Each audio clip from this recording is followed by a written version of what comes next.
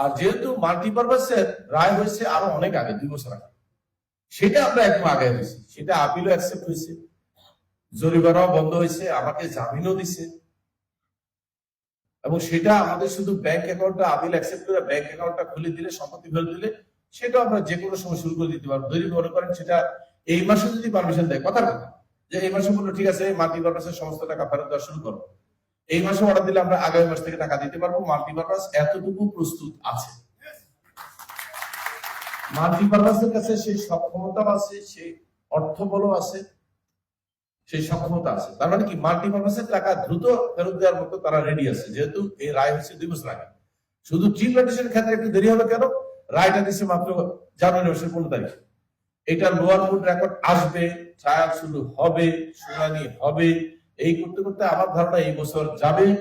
আগামী বছর কোনো এক সময় হয়তো বলবে যে হ্যাঁ ঠিক আছে, এবার বিনিয়োগকারীদের টাকা ফেরত দেওয়া শুরু করে।